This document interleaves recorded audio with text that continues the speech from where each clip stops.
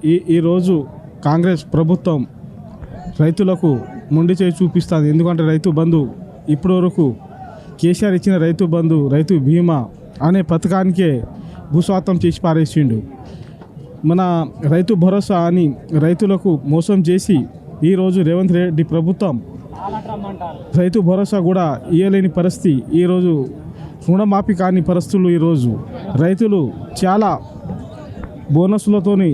బోనస్ల పేర్లతోని రైతుల అకౌంట్లో కనీసం వడ్లు, ఇప్పుడు ధాన్యం వడ్లు కూడా కొనుగోలు చేసినా కూడా బోనస్ పడని పరిస్థితులు. ఈరోజు రైతులకు చాలా ఇబ్బంది పెడుతున్నాడు. సన్నవడ్లకు 500 బోనస్ ఇస్తాను. లేదు అండి, రైతులు ఇప్పుడు దాకా ఎటువంటి పడలేదు, చేయలేదు.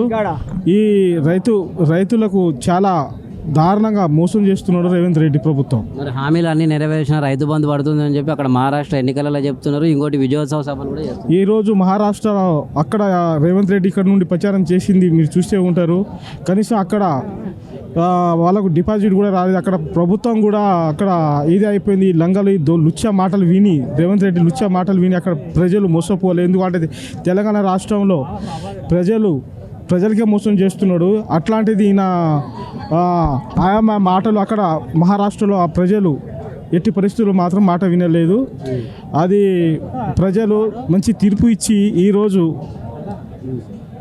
మన ఎన్డీఏ మన కూటమి ఇవాళ సపోర్ట్ చేయడం జరిగింది. అక్కడ బీజేపీ అనేది రావడం జరిగింది. అయితే మొన్న రీసెంట్గా లగచర్లలో కొంతమంది అరెస్ట్ను, ఎందుకంటే అక్కడ ఉన్న రైతులను ఫార్మాసిటీ భూములు అని చెప్పేసి తీసుకోవడానికి అరెస్ట్ చేశారు. దీన్ని మీరు చూసిరా? అది చాలా దుర్మార్గం నిజంగా.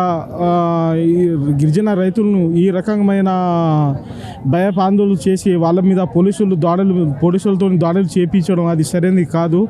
ఇంత కూడా మేము కూడా చాలా ఖండించడం జరిగింది దీని విషయంలో.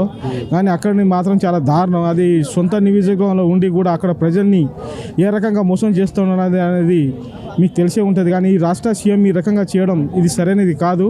ఆయన పద్ధతులు మార్చుకోవాలి. రాబోయే రోజుల్లో మాత్రం కాంగ్రెస్కి చాలా గుణపాఠం చెప్తారని ప్రజలు మాత్రం 100% గుణపాఠం చెప్తారు. ఒక్క సీటు రాని పరిస్థితి ఈరోజు. ఎన్నికలు జరిగిన ఇప్పటికీ ఎన్నికలు జరిగినా కూడా ఒక్క సీటు కూడా రాని పరిస్థితి. మీరు చెప్పండి, ఎట్లా అనిపిస్తుంది? హామీలన్నీ నెరవేర్చామని ఓదికు కొంతమంది ఏమో ఎట్లా చెప్తున్నారు అంటే కావాలనే రాలేదని చెప్తున్నాను. నిజంగా అట్లా జరుగుతుంది? అది కాదండి. వాస్తవంగా ఏంటంటే కేసీఆర్ ప్రభుత్వంలో 10 ఏళ్ళ పాలనలో ప్రతి ఒక్కరికి ఇంటింటికి ఒక బెనిఫిట్ పొందడం జరిగింది. ఇప్పుడు రైతు బంధు కానివ్వండి, రైతు బీమా కానివ్వండి, దళిత బంధు కానివ్వండి, ఏది కూడా ఇప్పుడు ఎవరికి బెనిఫిట్స్ వస్తలే. ఇది దొంగ పాలన. దొంగల మాటలు విని మంది జనాలను మాయ మాటలు చెప్పి మోసం చేసి గద్దెనెక్కిండ్రు తప్ప ఈ 10-11 నెలల పాలనలో ఏ ఒక్కరికి కూడా బెనిఫిట్స్ ఏం రాలేదండి. రైతులు కానీ రైతు కూలీలు కానీ ఏది కూడా వీళ్ళకు ఎవరికి బెనిఫిట్స్ రాలేదు. మేము అన్ని విజయోత్సవ ర్యాలీలని చెప్పుకుంటున్నారు తప్ప అది ముమ్మాటికి అది దొంగ మాటలే తప్ప వేరేది ఏమి లేదండి.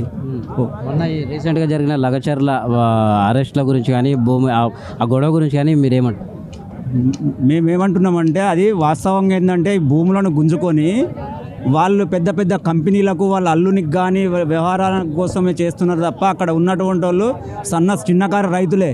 1 ఎకరము 2 ఎకరాలు 3 ఎకరాలు ఉన్న వాళ్ళే తప్ప వేరే ఏది కాదు. కావలసుకునే దళితులను గిరిజనులను మోసం చేసి అక్కడ ఉన్నటువంటి జనాలను కానీ రైతులను కానీ భయభ్రాంతులకు గురి చేసి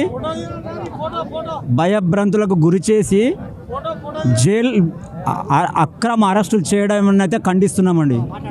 దళితులను కానీ అన్ని రాజకీయ పార్టీలకు ఉన్నారు అక్కడ విలేజ్లో.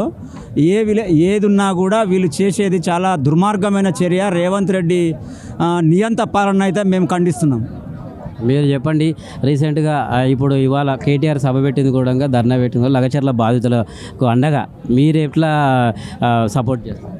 మేము సంపూర్ణ మద్దతు ఇస్తున్నామండి. మేము మిర్యాలగూడెం కాన్స్టిట్యున్సీ భాస్కర్ రావు గారి ఆధ్వర్యంలో వచ్చినాం. మేము ఇక్కడికి మాది మిర్యాలగూడెం కాన్స్టిట్యున్సీ అయినప్పటికీ మేము ఈరోజు రేవంత్ రెడ్డి చేస్తున్న కుతంత్రాలని ఎస్టీల మీద, ఎస్సీల మీద, గిరిజనుల మీద, బాగా బీసీల మీద ఆయన పెత్తనం సలాయిస్తుండు. ఎందుకంటే లగచర్లలో భూములు లాక్కొని గిరిజనుల భూములు లాక్కొని వాళ్ళ అల్లుడికి దారదత్తం చేయడానికి ఆయన కుటీల ప్రయత్నం చేస్తుండు. దాన్ని ఎండగట్టడానికి ఈరోజు కేటీఆర్ గారి వర్కింగ్ ప్రెసిడెంట్ కేటీఆర్ గారి ఆధ్వర్యంలో ఇవాళ ఈ మానుకోట గడ్డ మీద ధర్నా కార్యక్రమం నిర్వహించడం జరిగింది. అందులో భాగంగా ఈరోజు మేము మిర్యాలగూడెంకి వెళ్ళి మాజీ ఎమ్మెల్యే భాస్కర్ రావు గారి ఆధ్వర్యంలో, అదేవిధంగా మా జిల్లా మాజీ మంత్రివర్యులు గుంతకండ్ల జగదీశ్వర్ రెడ్డి ఆధ్వర్యంలో వచ్చి మేము ఇక్కడ కూర్చోవడం జరిగింది. దాదాపుగా అక్కడి నుంచి మేమే దాదాపు ఒక 200 వెహికల్లలో ఇక్కడ రావడం జరిగింది. భాస్కర్ రావు గారి ముఖ్యంగా ఈ లగచర్ల విషయానికి వస్తే సీఎం ఏమంటుంటే తొండ గుడ్లు పెట్టిన ప్లేస్నే మేము తీసుకుంటున్నామని చెప్పేసి అంటున్నారు. లేదండి, పేదోడు దాదాపు గిరిజనులు దాదాపు 50-60 ఏళ్ల సంది ఆ భూమిని నమ్ముకొని ఆడ వ్యవసాయం చేసుకొని బతుకుతున్నారు. కానీ వాళ్ళ స్వలాభం కోసం తిరుపతి రెడ్డి కానీ వాళ్ళ అల్లుడి కోసం ఈ రేవంత్ రెడ్డి నియంత్రణగా చేసి ఆ పేదోడి భూములు లాక్కోవడానికి చూస్తుండు. వాళ్ళు వద్దని చెప్పి దాదాపు 9 నెలల సంది టెంట్లు వేసుకొని ఆడ ధర్నాలు చేస్తుంటే వాళ్ళకి లాభం అనిపిస్తే వాళ్ళే ఇస్తారండి. కేసీఆర్ గారు అనేక సందర్భాల్లో ఈ భూములను తీసుకొని వాళ్లకు 4 డబ్బులు ఇచ్చి తీసుకున్నారు. కానీ ఈ విధంగా వద్దంటే ఆడ తీసుకోలేదు. కేసీఆర్ గారు ఆ విధంగా చేసిడు. కానీ ఈయన మాత్రం దౌర్జన్యం చేసి రాత్రిపూట గిరిజన మహిళల మీద వాళ్ళ కార్యకర్తలు కాంగ్రెస్ కార్యకర్తలను ఉషగల్పి పోలీస్ ముసుగులో పోయి వాళ్ళని ఇబ్బంది పెట్టి బాగా ఇబ్బంది చేస్తున్నారు. కాబట్టి దీన్ని మేము తీవ్రంగా ఖండిస్తూ ఈరోజు ఈ ధర్నాలో పాల్గొనడం జరిగింది.